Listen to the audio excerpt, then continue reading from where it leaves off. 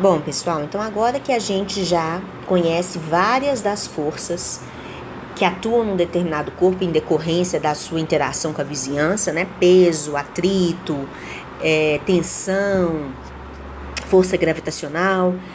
A gente também já sabe desenhar o diagrama de corpo livre para analisar o que vai acontecer com um determinado corpo. Então, a gente está preparado para entender o princípio da inércia de Galileu e, então, chegar na primeira lei de Newton, tá? Então, o que se acreditava antes da mecânica newtoniana, por observação, né, e por análise? Acreditava-se que o estado natural dos corpos era o estado de repouso. Então, se você for pensar, isso é até muito intuitivo, né? Imagina que você tem lá uma superfície e aqui você tem um corpo, uma pedra, por exemplo. Você olha para a pedra está ali parada, nada está acontecendo com aquela pedra. Para eu colocar essa pedra em movimento, o que eu preciso fazer? Ok, uma influência sobre a pedra, ou seja, aplicar uma força, né? Então, beleza, eu aplico uma força sobre a pedra. E se eu paro de aplicar a força, o que acontece? Né? O que era observado? Ah, beleza, a pedra caminha por um dado intervalo de tempo, percorre uma certa distância até retornar ao repouso. E para ela andar, então, de novo, eu tenho que aplicar uma determinada força, ela anda e para. Então, qual que era a ideia que se tinha antes? Que o corpo, a tendência dele é ficar parado. E você só vai conseguir manter esse corpo em movimento se você aplicar o tempo inteiro uma força neste corpo. Então, qual que era a ideia? Para a pedra se movimentar incessantemente, essa força aplicada, ela tem que ser aplicada o tempo todo. Tem que ser uma força constante. Né? Então, você puxando a pedra para sempre, a pedra anda para sempre. Não é verdade? Então, essa era a noção que se tinha sobre o movimento dos corpos. Então, se acreditava que a tendência natural das coisas era parar, né? A não ser que existisse uma força atuando ali o tempo inteiro, continuamente. Mas Galileu foi, então, o pensador que começou a questionar essa situação, né? Então, ele começou a pensar em outras coisas. Então, o que ele pensou? Imagina, então, que agora essa superfície, você consegue encerar a superfície se torna mais lisa. Então, antes estava aqui a pedra em repouso, beleza, esse era o estado inicial dela. Mas agora, se você faz uma força, uma determinada força, e cessa a ação da força, mas se a superfície é mais encerada, essa pedra tende a se locomover por mais tempo. Ela tende a percorrer uma distância maior. Então, ele foi seguindo esse pensamento dele e pensou, mas então se eu tenho uma superfície mais lisa ainda, essa já é lisa, um pouco lisa, essa aqui é uma superfície ainda mais lisa. Então agora se eu vou e aplico faço a mesma influência, que é a mesma força sobre essa pedra, se a superfície é mais lisa, ela consegue se deslocar por mais tempo ainda, percorrer uma distância maior até parar. Então, o que Galileu acabou concluindo? Que se a superfície é completamente lisa, ou perfeitamente lisa, ou seja, uma superfície sem atrito, se eu dou um peteleco nessa minha pedra, se eu faço qualquer forcinha sobre essa pedra, a tendência dessa pedra é permanecer se movimentando com velocidade constante e ali em linha reta, indefinidamente, ou seja, para sempre. Não é verdade, pessoal? Então, imagina que você tem uma superfície de gelo ali, perfeitamente lisa. Se você fizer um petelequinho, uma força que a gente chama que é uma força impulsiva, tá? Essa pedra, esse objeto começa a se deslocar e depois, olha, no meio do caminho que você tá vendo é o objeto andando para frente, em linha reta, para sempre, sem você estar puxando. Então, sem você estar exercendo uma força continuamente sobre a pedra, né? Então, esse é o princípio da inércia de Galileu. O que significa inércia? Inércia é a tendência a você permanecer no mesmo estado. tá? Que não é necessariamente de repouso, mas também pode ser de movimento retilíneo e uniforme, ou seja, movimento em linha reta com velocidade constante, tá? Então, o princípio da inércia de Galileu, ele expandiu esse conceito, né? Que os pensadores tinham, que os corpos tinham uma tendência única e exclusivamente a ficar parados. E não, né? Então, o princípio da inércia diz que a tendência natural,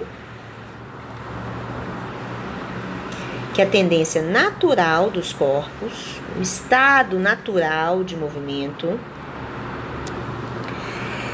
são dois possíveis. Ou é o repouso, então a velocidade igual a zero, ou é o MRU, movimento retilíneo com velocidade constante. Então esse é o estado natural dos corpos. Lembrem uma coisa, não existe uma força resultante atuando nesses corpos, tá certo, pessoal? Eles seguem por inércia, por isso que o princípio chama princípio da inércia. Eles seguem pela tendência deles a continuar assim, tá? Então o corpo naturalmente está em repouso ou está em movimento retilíneo uniforme, a menos que seja exercida sobre ele uma determinada força para alterar esse estado de movimento, tá? Então, olha, se eu tenho uma pedra que está inicialmente parada, a tendência dela é continuar parada, a menos que seja exercida uma força, uma influência, então, sobre esse objeto. E se um objeto já está inicialmente em movimento retilíneo uniforme, a tendência desse objeto é continuar em movimento retilíneo uniforme, a menos que você exerça uma força sobre esse corpo que o faça mudar. Então, você pode exercer uma força que o faz parar, você pode exercer uma força que faz esse corpo realizar uma curva, tudo bem? Mas, então, essas são as duas situações que a gente fala de equilíbrio, são as situações naturais, né, para um corpo, repouso e MRU. Tudo bem? Então, esse é o princípio da inércia de Galileu. Então, a primeira lei de Newton, ela é baseada nesse princípio da inércia e a gente pode agora tornar isso mais prático em termos matemáticos, por exemplo. Né? Então, a primeira lei de Newton, ela vai definir o estado de equilíbrio dos corpos. E, matematicamente, o que ela significa? Que toda vez que o somatório das forças sobre um corpo for igual a zero, o que significa o somatório das forças, pessoal? É a força resultante que atua sobre um corpo. Toda vez que ela for nula, né, o corpo está em duas situações possíveis. Ou ele está em repouso, velocidade igual a zero, ou ele está em movimento retilíneo uniforme com velocidade constante. Então, essa é a definição da primeira lei de Newton, e esses dois estados são estados de equilíbrio, tá? Então, lembrando que equilíbrio significa força resultante igual a zero. Não significa que não há forças sobre o objeto. Significa que o somatório das forças é zero. Significa que todas as forças se anulam. Como assim, pessoal?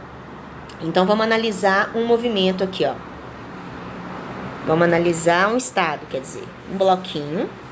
Esse bloquinho está em cima de uma superfície e esse bloquinho está em repouso.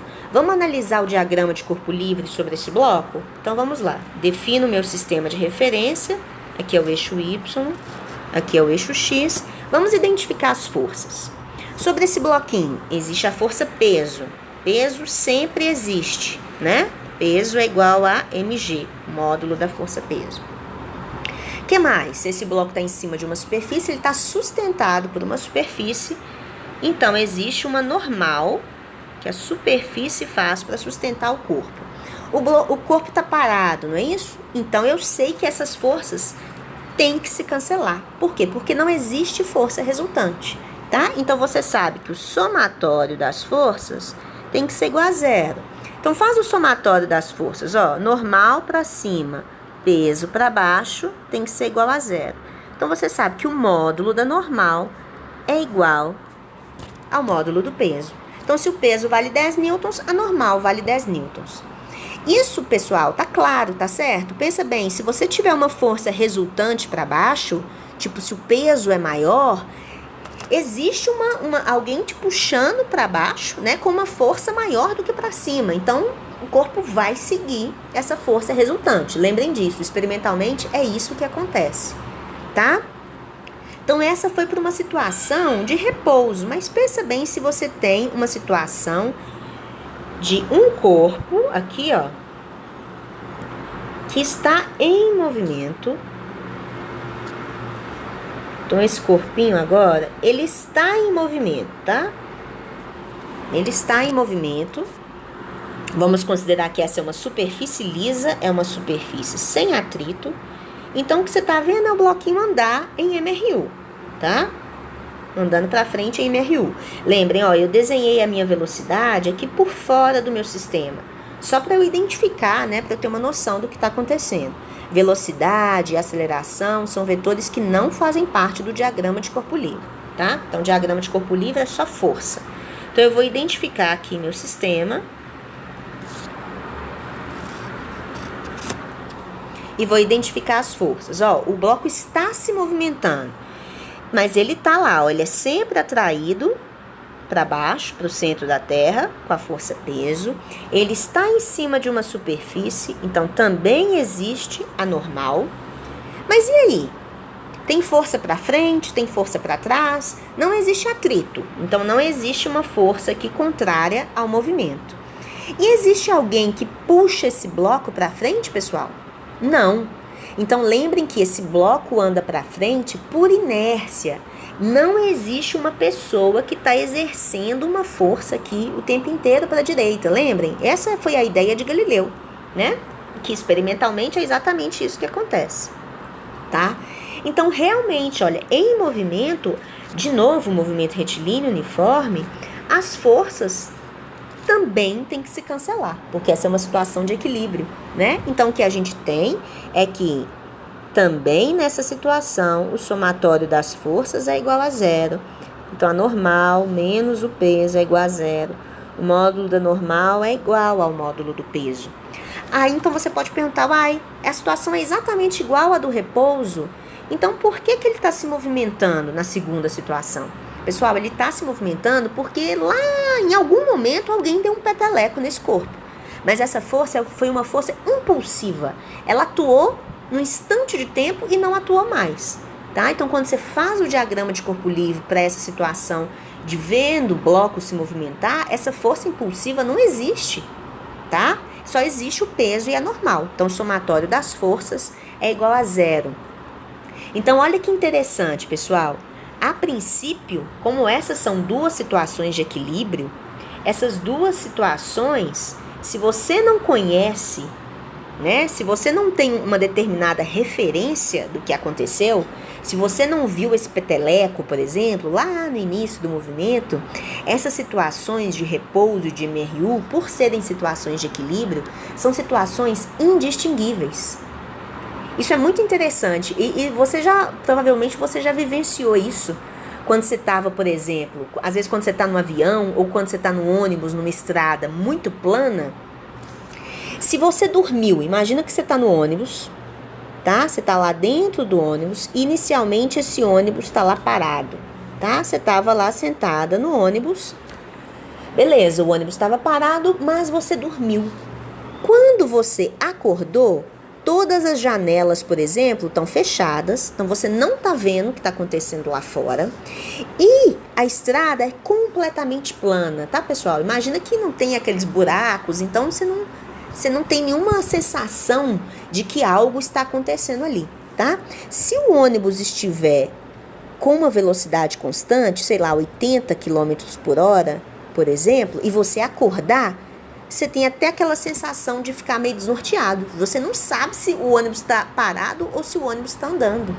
Por quê? Porque são situações de equilíbrio, né? No avião a gente também tem essa sensação. Às vezes você chega lá no voo do cruzeiro, né? Que a velocidade é constante, você tem aquela sensação que o avião está parado, tá?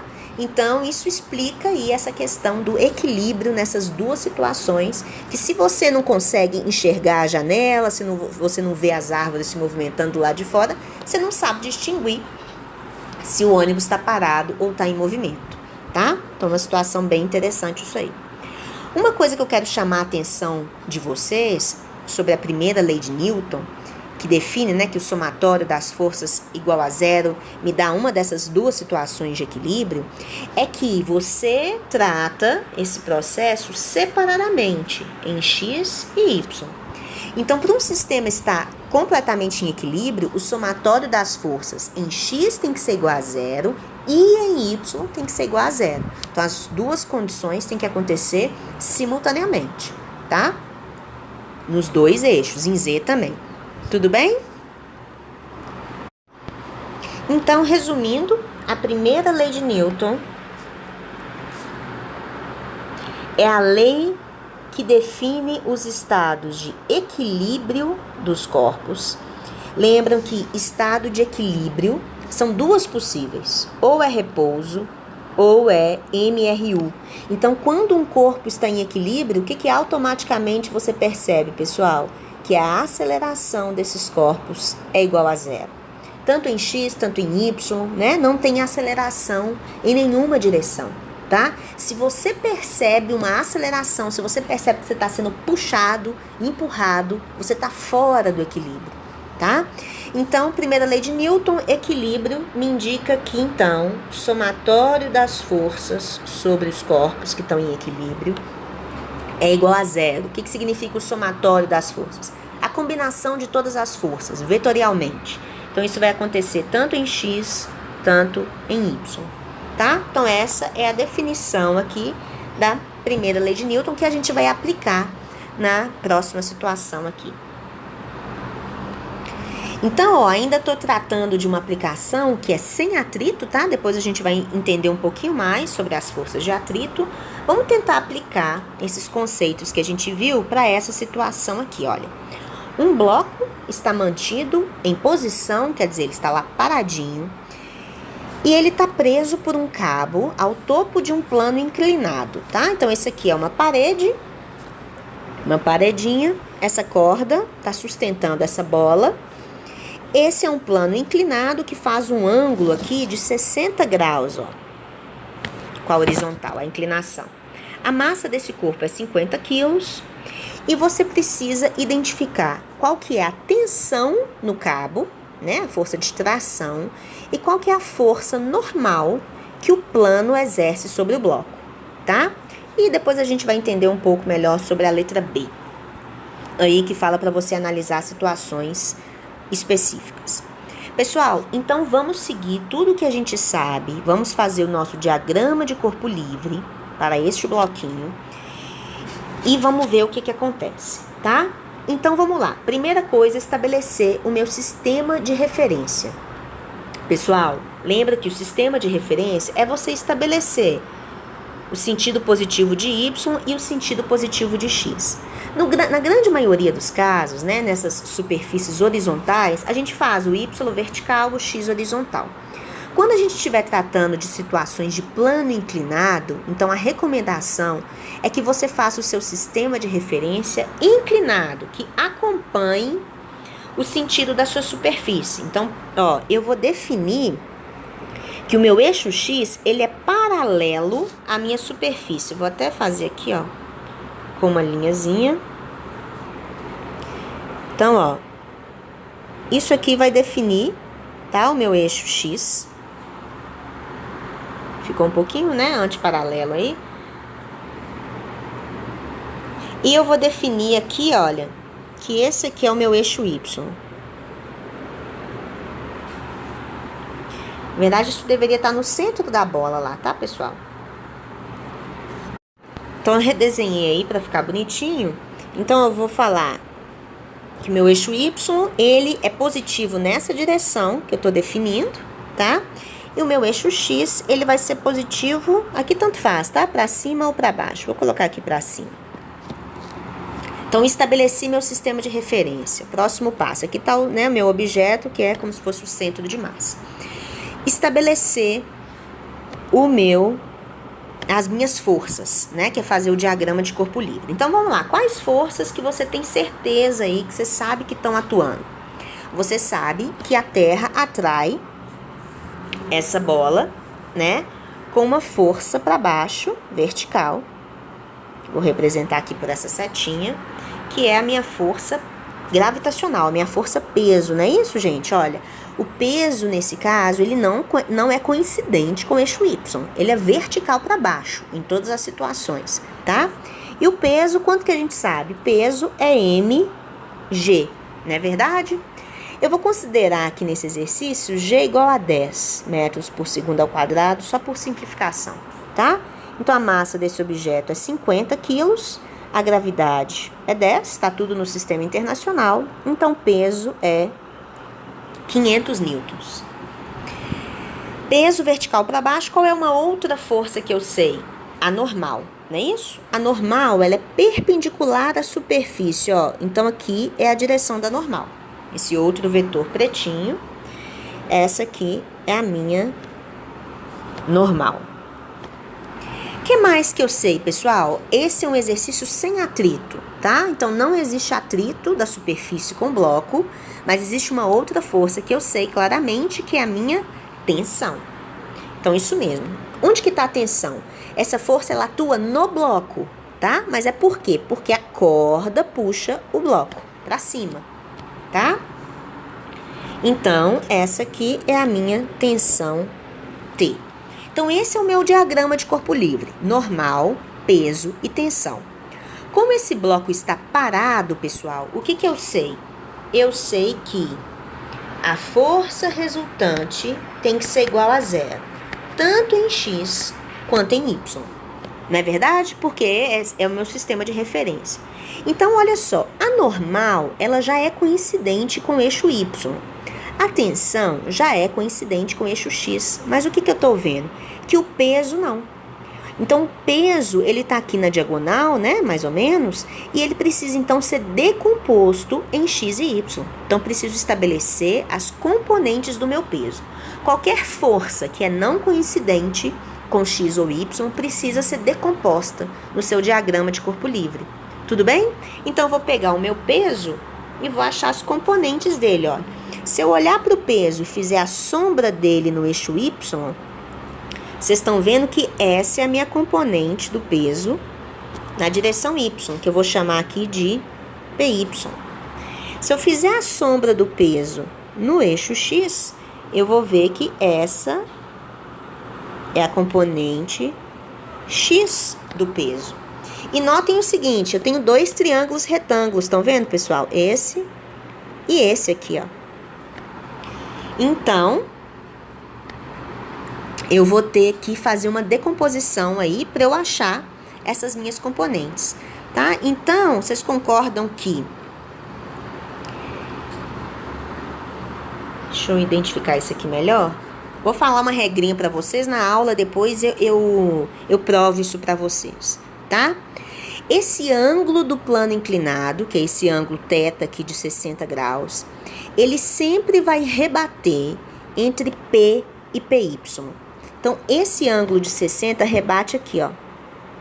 Esse ângulo entre P e PY, estão vendo? Esse ângulo aqui vai ser 60 graus. Então, agora eu consigo identificar melhor os meus triângulos retângulos para eu fazer aqui, ó. Tá aqui meu triângulo retângulo, por exemplo. Para eu fazer meu teorema de Pitágoras e identificar minhas componentes. Tá? Então, vamos lá, ó. Eu sei que a minha componente, vou fazer aqui do lado, olha. Eu sei que, como é que eu acho o meu PX? PX é esse tamanho aqui, ó. Nessa minha componente vermelhinha aqui, ó. PX, vocês concordam que não tá oposta ao ângulo de 60? Então, olha, o que que é o seno de 60? Seno de 60 é o cateto oposto, que é o meu PX, sobre a hipotenusa. A hipotenusa é quem? O meu peso. Então, cheguei à conclusão que PX é P vezes seno de 60. Então, PX vai ser igual ao peso, que é 500, vezes seno de 60, que é 0,87. Então, PX vai ser igual a aproximadamente 433 newtons, tá? Vamos achar então a componente PY aqui. Então, olha, para eu achar PY, presta atenção que PY está encostada no ângulo de 60. Estão vendo? Então, o que eu tenho? Que cosseno de 60 é igual ao cateto adjacente, que é o PY, sobre a hipotenusa, que é o P. Então, PY vai ser igual a P vezes cosseno de 60. Cosseno de 60 é meio, então PY vai ser igual a 250 newtons. Achei as minhas componentes. Então, vocês concordam, pessoal, que agora eu tenho um diagrama com 4 forças, ó, normal em Y, PY em Y, tensão em X, PX em X, tá? Então, eu posso esquecer aqui a força-peso, porque ela já foi decomposta em X e Y. Então, agora sim eu vou aplicar a minha condição de equilíbrio, tá? Então, isso aqui foi só para eu fazer as componentes. Agora eu vou aplicar as condições de equilíbrio aí. Então, vamos fazer em Y. Em Y existe equilíbrio, né? Então, você sabe que o somatório das forças em Y tem que ser igual a 0. Seu bloquinho tá parado em Y, né? Ele não tá andando aí para cima nem para baixo aí em Y. Então, o somatório das forças. O que significa o somatório das forças? Você já sabe, você já olha para o eixo Y e pensa, ah, beleza, a normal é igual a PY. Ok, tá? Para eu fazer aqui analiticamente, né, só para eu treinar vocês a olhar o sinal, então, ó, a normal positivo, porque ela coincide com o sentido positivo de Y, normal menos PY é igual a 0. Então, eu cheguei à conclusão que a normal é igual a PY, então a normal vale 250 newtons, que é o que a letra A pedia. Não é verdade? Então, achei a normal e agora eu preciso achar a tensão. A tensão eu vou achar analisando as minhas condições em X. Então, em X, o que eu tenho? Em X, eu tenho que o sistema também está em equilíbrio. Então, o somatório das forças em X é 0. Então, vai lá. Você sabe que a tensão é igual a Px, né? Em termos vetoriais, olha, a tensão, que é positiva, menos Px, porque Px está contrária ao que eu defini como positivo para o meu eixo X, é igual a 0. Então, a tensão na corda é igual a Px, que vai ser igual a 433 newtons. Então, respondi a letra A no meu problema. Então, o que eu quero que vocês façam aí, para a gente discutir na próxima aula, é que vocês pensem sobre a letra B.